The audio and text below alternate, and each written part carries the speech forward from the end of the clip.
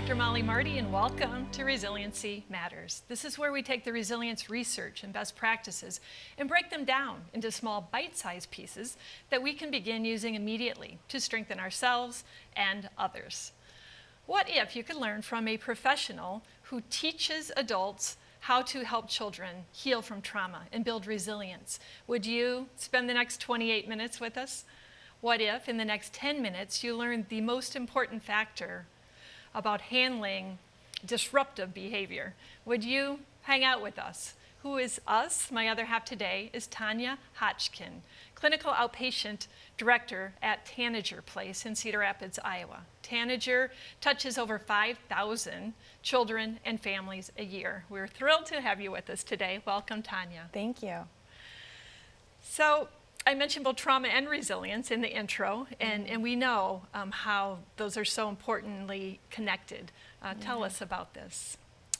Yeah, I think a core belief that we have is to really empower the potential of resilience. We have to understand the depths of trauma, how trauma impacts our brains, how it impacts our bodies, what it does for us, so then we can always be intentional about fostering the concepts of resilience through everything that we do.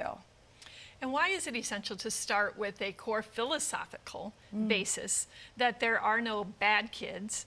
There are simply kids who are doing the best they can, and oftentimes it's because their brains have been impacted by trauma. Yeah. A lot of people, when they start this journey of trauma-informed work and trauma-informed practices, they often want to know, what can we do? Give us the insight, give us education, give us awareness around trauma-informed practices. And we do say that before you go down that journey, it is important to start with the idea that kids all have a story, that we are made up of what we consider our private logic, the way we see ourselves, the way we see others, the way we see the world around us, and that all is shaped through our life experiences. So when we believe that there is no such thing as a bad kid, that all kids and their behavior is a communication as a need, then we can always be coming from this centered place in which we believe that children are doing the best they can, given the way that their brain has developed and the skills that they possess. So when people are looking, as we often do, for interventions or strategies to deal with disruptive behavior, you're saying that there's a bigger piece, and it's really about resilience and connection. Yeah. Yeah, we look at, oftentimes we feel like there are two key things that are really essential to working with children. One, that they need connection, belonging, that they need an engagement with usually a trusted adult or another human being, and that two, that they have meaning and purpose in life, that they feel capable and that they have high expectations and can meet those high expectations. So we talk about when we are trying to offer a relationship with children that is rooted in resilience, that it is our jobs as adults to always be offering experiences rooted in those core concepts. So we often say, when you're teaching a child about math, or if a child doesn't know math, what do? You teach. When they don't know reading, what do? You teach. And so when they also have behaviors or they have unmet needs, it is our role as adults to teach, not to assume that they are coming with the intention or the purpose to have those behaviors or communicating through their actions, but that it is really our responsibility through our relationship with them, through our interactions with them, to offer them belonging, engagement, and to offer them meaning, purpose, agency, so that they can be successful. So with this philosophy, then, to discipline really truly becomes to teach. It is, and that's the root Greek word to discipline, so we don't use consequences or punishment. We do talk about discipline as the idea that when we understand trauma, when we understand the way the brain develops when it's exposed to toxic stress and cortisol, when it's exposed to trauma, that we know that children lose essential building blocks within the brain. And so when they come to us, it's our responsibility to teach just as we would in an academic sense, sense, social emotional skills, to teach regulation, to teach sensation awareness, so that we can modulate our affect, our mood, our thoughts and behaviors, so that we can be ready learners every day. So an important part of trauma-informed care is understanding what is going on in the brain and in the mind-body connection. I know we just have a short TV show today, not a 4-hour training, but how do you begin to communicate that really important information to adults? Yeah. One of the key things that we talk about is the concept of the upstairs brain and downstairs brain. So oftentimes we are a top-down brain, but for children of who've experienced trauma or adversity, often they're a bottom-up brain, meaning that they typically reside in their downstairs brain, so their emotional brain, their reactive brain, the brain that is just living moment to moment. And so when we want to look at integrating the brain, because that is what offers the most wellness for someone, we often talk about talking to the downstairs brain, being present with someone, reflecting their emotions, paraphrasing what they're saying, so that they can integrate into their upstairs brain and make better choices. So you are making the point of just each of these interactions with kids being so important, and you use an analogy of planting seeds. Tell us about that. Yeah, you know, it can get discouraging working with children who often have what would appear negative behaviors. And so we talk about staying really, really faithful to that philosophical view, and then also knowing that every interaction we have with a child is planting a seed. And so we can either plant a seed of resilience or perpetuate trauma and adversity. And so when you think about interacting with kids, it's always planting seeds of resilience and hope and well-being. And you have a great story when you were talking to me about training a police department. And share that story quickly before we go to break. Yes. It's a great story. So the police officer kind of talked about that oftentimes he sees kids who have generational criminal-like behaviors. And so we talked about when a kid is in his squad car, what are things he can do just in the way that he communicates with the kid. And so sitting back with the kid and asking, what are things you like? What's a hobby? What's something that you're good at? You know, I noticed that you're sitting here so respectfully in my car, and I really like the way that you're showing, you know, respect, or, you know, anything positive that you can plant a seed around capabilities that they count, that they matter in the world, and that they can be connected in a pro-societal way, always offers opportunities for resilience. So powerful to move from that assumption of, oh, bad apple not far from the tree, to what can I do in this moment to strengthen this child. So here's tool number 1.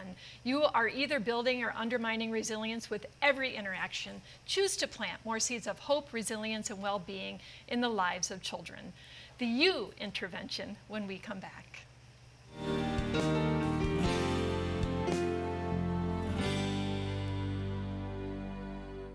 Hey, I'm Anderson Cooper. As a parent, you want to make sure that your child knows how to deal with bullying when they see it happening. And chances are they want to help, but they don't really know how. I'll teach them that the best thing to do is calmly walk away, find a teacher or other adult, and speak up. And do your part. Be that adult they can talk to and trust will listen. Join me to help stop bullying. Go to stopbullying.gov to find out more.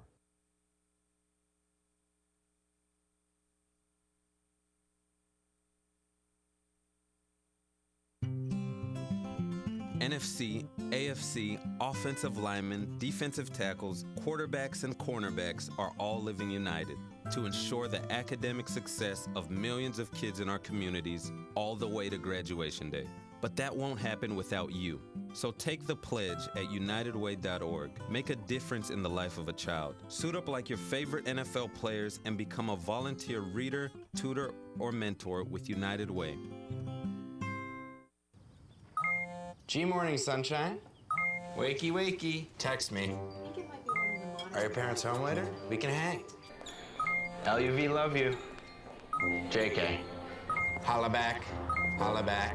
Holla back. Are you with your friends? That's lame. We're in a huge fight right now. XO. What'd you dream about? Something I did. Are you on your way to the mall? I'm lonely. Nude pics. Send me some. Text me.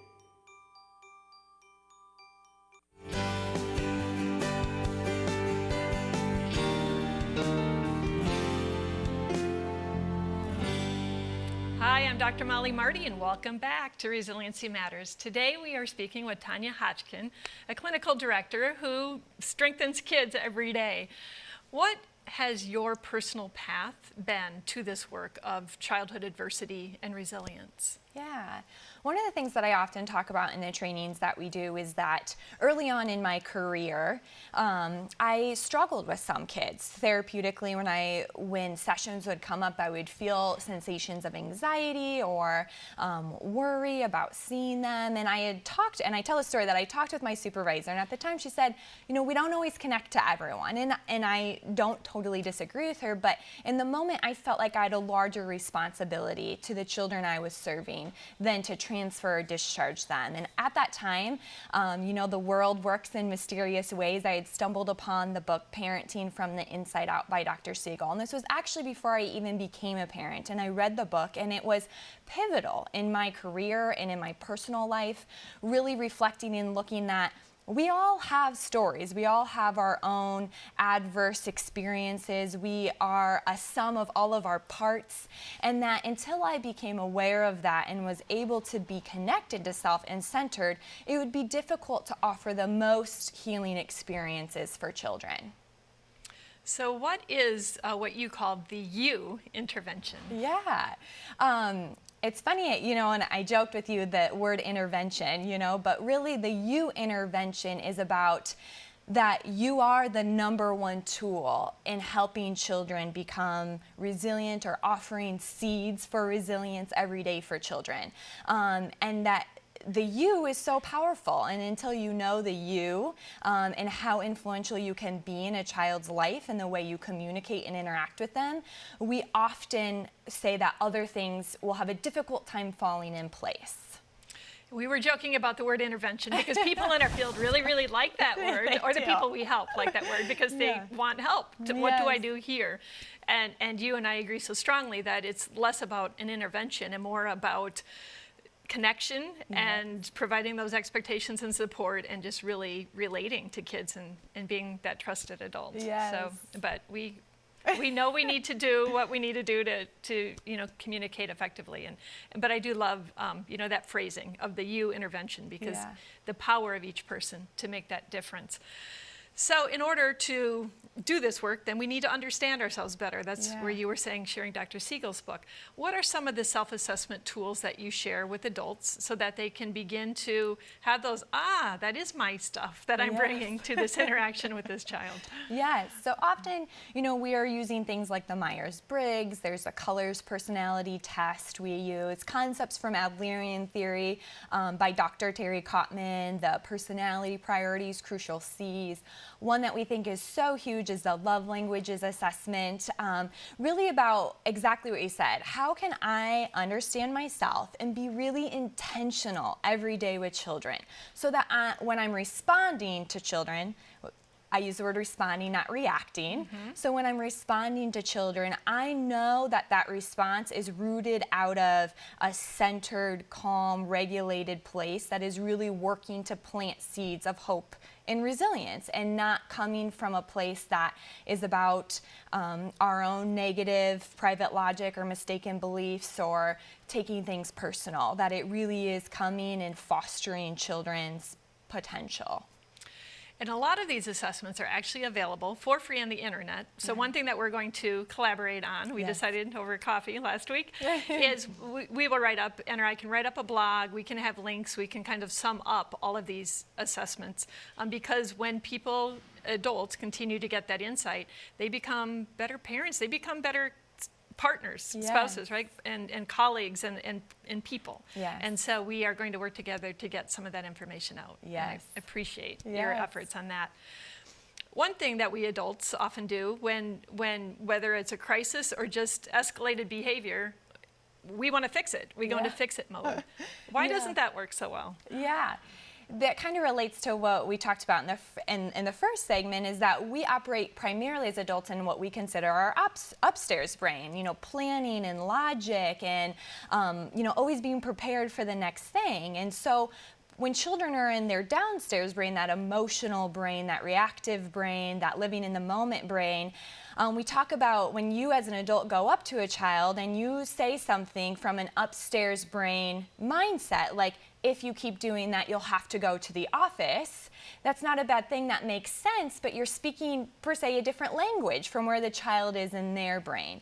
And so we often talk about speaking that same language, talking to the downstairs brain to get them to the upstairs brain, and being really centered around not going into fix-it problem-solving mode. It's what we want to do as adults. We say, there's a problem, let's fix it. And our amygdala is hijacked to say, do, do, do. And lots of times we struggle then just being present with children, just being with another human being and monitoring our own breathing and just offering a regulatory space so that children can then soothe or regulate and then move to their upstairs brain. So what might that look like? I think you just did a little bit of it as you were talking, because my mirror neurons were like, oh, okay. So what might that look like for an adult to practice at home? To say, okay, when I'm facing some behavior that is making me start to feel like this, how might I want to approach that child? Yeah, I tell this story, and I'll tell it quickly. I know we'll run out of time, but you know, I came home one day and my niece, who is 13, was what we would say in her downstairs brain. She was sitting on the couch and not following maybe an expectation I had, and then saying some things that weren't typical of her. And so I went up to her and I just put my hand on her shoulder and took 5 deep breaths myself, because you know, old school Tonya would have said, get to your room, or, you know, you're being disrespectful, turn off the TV. But I knew she wasn't in her upstairs brain. And so I took deep breaths myself. I said, you seem to be feeling sad and frustrated. And I just stayed present with her and monitored my own sensations and my own feelings and at the time my own thoughts.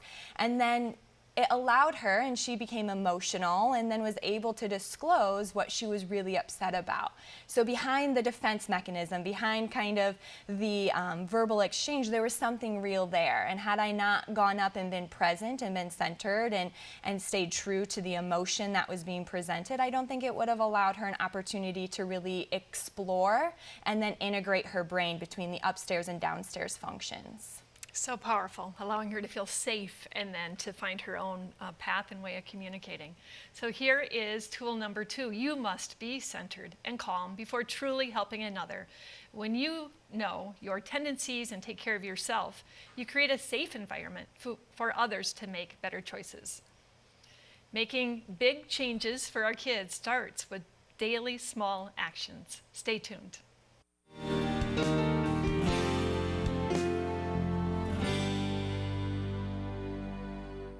Hey, I'm Anderson Cooper. As a parent, you want to make sure that your child knows how to deal with bullying when they see it happening. And chances are they want to help, but they don't really know how. Teach them that the best thing to do is calmly walk away, find a teacher or other adult, and speak up. And do your part. Be that adult they can talk to and trust will listen. Join me to help stop bullying. Go to stopbullying.gov to find out more.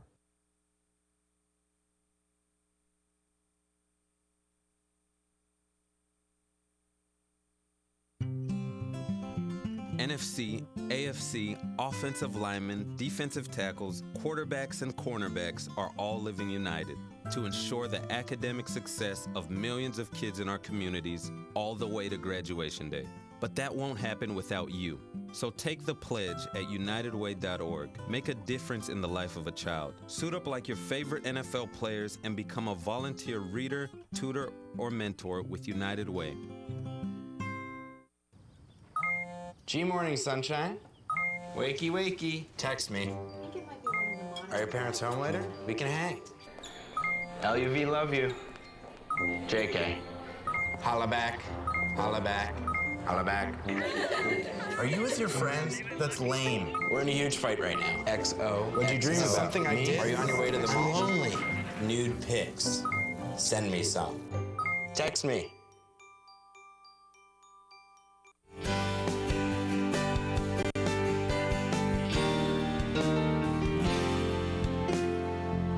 Hi, I'm Dr. Mollie Marti, and welcome back to Resiliency Matters. Today we are speaking with Tonya Hotchkin, a trauma and resilience trainer to help adults support youth. And we're going to step into kind of the bigger discussion of system interventions. What are system interventions? Yeah. System interventions talk about the moving pieces of everyday interactions and everyday systems that are built to support resilience and always come from a trauma-informed perspective. You know, that could be anywhere from discipline practices to classroom management, to community circles, to social emotional curriculum within your classroom. It can mean a lot of different things. So even though it sounds like a really big lens, and it is in that it's an umbrella, we're still really talking about specific interaction by interaction pieces on a daily basis. Yeah, absolutely. It is about the moving pieces of every day. So when you have the philosophical view in which we talked about, and you are aware of self and centered with self, then it's about what are things that I can do every day to promote and have prevention to keep kids in their window of tolerance and building and planting more and more seeds of resilience. I think most of our viewers are familiar with IQ, and I would guess less with EQ, but Sure. educate us today. What is that relationship? Yeah, that's so, funny that you asked, because when I started this work, I'm a therapist and I was doing school-based therapy and everything was about IQ, right? Third grade reading, math scores, are we proficient here, are we proficient there? And so I was really trying to find my place in the academic setting. And I stumbled upon a research study that really looked at what is the building blocks to intellectual intelligence, to your IQ, to post-secondary education. What are those indicators? And I knew for sure it was going to be like third grade reading or something. And it was really about what level in which someone rates for emotional intelligence by kindergarten, which made sense because if we don't know how to interact with others, if we don't know how to have eye contact or be respectful or how to prepare for a day, none of the other stuff will actually probably matter. And so it is my belief that EQ is the building blocks and it is the foundation for IQ and for all academic functioning. So what are the key components to EQ? Yeah, there are a lot of different frameworks and beliefs, but one that I adhere to is from Trauma Loss in Children, and they believe that the foundational things to EQ is one, emotional awareness. For a lot of people, they think that's just about feelings, and actually what we believe is that it starts with awareness of sensations in our bodies, that's the first cue and indicator of anything to follow. So emotional awareness is the sensations and feelings, and then we move to emotional regulation. So my ability to stay in my window of tolerance, as Dr. Siegel often talks about, or my ability to regulate feelings, thoughts, behaviors, emotions, and then it goes into social skills, so daily interactions, and then relationship skills, so trust and those things that really develop adaptive, healthy relationships. And I know you have a large toolbox of activities that foster EQ. Share some things with us. Yeah. One of my favorite ones is what we consider a calm down or a regulatory space in classrooms. And again, we call it an intervention, but really it's preventative and it's built into what we consider the culture and the climate of the classroom. So it's not about just the tool of a calm down corner, but it's about how do we integrate and use this every day. And so we talk about a culture that's centered around that every child needs this corner at different times throughout the day. And we'd even say in the first 2 to 3 weeks of school that everyone gets prescribed it, 5 minutes a day to experience what is in that corner, what it means to be centered with self and regulate self, that even a teacher would put themselves in the corner or place, if you will. And that this is so important to build this idea that we all have sensations, we all have emotions, and we all need time to be centered and reflect on those and to work on regulating those throughout our day-to-day activities so that we can be aware and intentional and so that we can have those building blocks to really be effective in day-to-day relationships. Such an essential piece to have all of the children do that and the teacher be modeling that as well. Yeah, everything's about modeling. And it's never about those kids or the bad kids. It's that we all need this as human beings. It's important and helpful for everybody. I create a safe space in my workplace that a couple different times I go and check in. It's important to do that, to really authentically be with self and be with others in a way that allows for connection, belonging, engagement. And so we do talk about it. It is the culture. It isn't an intervention. It isn't, you don't send kids to it. It's a safe place where kids can understand and realize the importance of being centered with self.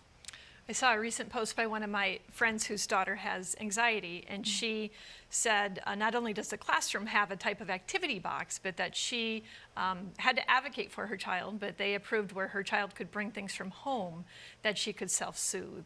Is that another type of? Absolutely. We talk about trauma as a sensory-based experience, and so resilience and healing is also a sensory-based experience. And so, you know, all of that occurs through our senses, through tactile or auditory, or the variety of different ways in which our body integrates information. So all of those things, and allowing sensory-based experiences rooted in resilience and rooted in, you know, positive facilitation of children's capabilities, and that they count, and that they're courageous and are connected to the world, are all things that then can override any, you know, traumatic neural pathways that are in our brain. So that work focused on strengths-based and that mattering. Yeah. So essential. We also hear a lot more, I think, growing of yoga, of mindfulness or meditation. What are you seeing in those areas? Yeah, and so we truly believe that we're a brain-body matching machine. And so anything that we can do to facilitate mind-body activities in a sensory-based way always offers healing and resilience for children. So doing mindfulness and yoga and being present and understanding what sensations are in my body and what that could mean, so that I can be preventative and either take deep breaths or go connect to another safe person.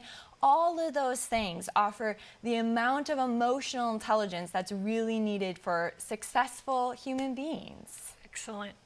We had such great tips. We're heading into the third one, but I'm going to share all of these with you again because there's a lot of meat here. But our final tip is emotional intelligence includes self-awareness, that awareness of emotions and sensations, emotional regulation, social skills, and relationship skills. Environments that foster emotional intelligence fuel academic learning. So there's a review of your 3 tools that you, with every choice, are either building or undermining resilience. Choose to plant more seeds of hope, resilience, and well-being. You have to know yourself and care for yourself to do this work. And we taught you a little bit about emotional intelligence. So thank you, Tonya, for joining us today. Yes. And thank you for joining us on Resiliency Matters on MediaCom MC22, your local programming.